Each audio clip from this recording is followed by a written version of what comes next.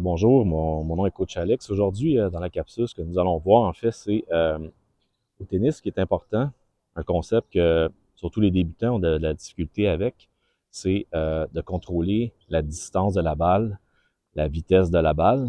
Donc, souvent, on va leur dire, frappez moins fort, frappez moins fort ou concentrez-vous sur avoir un swing moins de swing vers l'arrière, moins d'élan arrière. Mais en fait, ce qui est important, ce que je vais vous montrer maintenant, c'est l'amplitude lors de la frappe, donc que l'on divise en segments pour faciliter l'apprentissage pour le contrôle de la distance. Et puis aussi, je vais vous montrer la vitesse, donc la vitesse de la raquette, qui est l'accélération de la raquette. Donc, le concept, c'est que lorsqu'on va frapper la balle, ce qui est important de savoir de 1 au tennis, notre point d'impact est toujours ici, à l'avant du pied. OK, puis on a la main légèrement ouverte comme ça à l'avant. On est toujours à l'arrière de la balle. OK? Donc ça, c'est le point d'impact. Au niveau de l'amplitude, ça se situe à 0.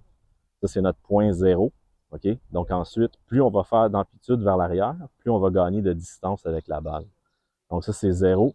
Ici, on va à moins 1, moins 2, moins 3, moins 4 et finalement à moins 5. Ça, c'est ma pleine amplitude de mon mouvement arrière. Donc si je reviens ici au point d'impact, donc ici, on est à 0 toujours. Et là, ensuite, on va aller à plus 1, plus 2, plus 3, plus 4 et finalement plus 5 ici. OK? Donc, notre mouvement, ça ici, c'est on relâche ici, on fait notre finition comme ça. Donc, on va à plus 5 jusqu'à moins 5 ici. Donc, quand on dit de frapper moins fort pour mieux contrôler la distance de la balle, en fait, c'est tout simplement de réduire notre élan vers l'arrière. Donc ici, on va aller à 0 et on va réduire. Plus on va aller vers l'arrière, plus on va faire d'amplitude, donc plus on va gagner de distance avec la balle. OK? Donc, ce qu'il faut faire maintenant, on a l'amplitude, mais ce qu'il faut ajouter à ça pour contrôler la distance de la balle, c'est vraiment la vitesse d'accélération de notre raquette lors de la frappe. Donc, ce qui est important de faire ici, toujours notre point 0. Plus je vais aller, on a 3 vitesses au tennis, donc on a la vitesse 1, vitesse 2, vitesse 3. Donc, plus on va vers 3, plus la vitesse est rapide et plus on va entendre la friction de l'air lorsque l'on frappe la balle. Okay? Donc, ici, on est à 0. Là, je vais faire un mouvement de vitesse qui est à 1, qui est assez lent. Donc, on va ici vers l'arrière. Même si je fais plus d'amplitude, mais que je réduis ma vitesse de balle, à ce moment-là, j'ai une vitesse 1 qui est assez lente.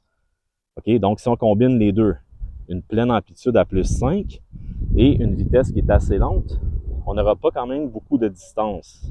Donc, les deux vont de pair. C'est ça à comprendre qu'il faut vraiment comprendre ce principe-là. Donc, je fais une amplitude ici jusqu'à plus 5, mais je vais avec une vitesse lente lors de la frappe. OK? Vitesse 1. On va quand même avoir moins de distance que si on fait la même chose ici en vitesse 2. Si je fais une pleine amplitude en vitesse 2, ça va faire plus de distance encore, plus de vitesse.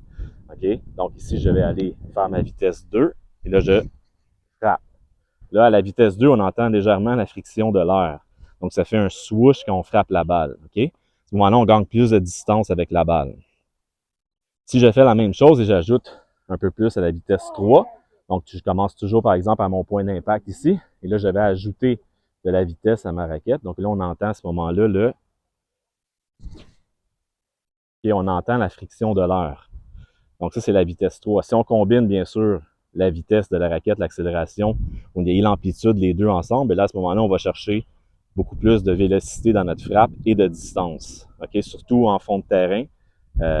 Lorsqu'on est en échange, en zone neutre, eh bien, c'est préférable surtout d'avoir au moins une amplitude de 4 ou 5 et d'avoir une vitesse de 2 ou 3. Donc, c'est bien sûr qu'on ne va jamais frapper toujours à notre pleine vitesse parce qu'on augmente le risque d'erreur. Donc, on cherche un plus haut pourcentage de réussite. On essaie de jouer toujours dans une vitesse de 6 sur 10, 10 étant votre vitesse, votre amplitude la plus grande. Donc, on essaie toujours de se maintenir dans une vitesse de 2 et à peu près une amplitude de 4 ou 5. Comme ça, on est sûr de garder la balle en jeu, c'est ça le but, et de contrôler la distance de la balle et la vitesse.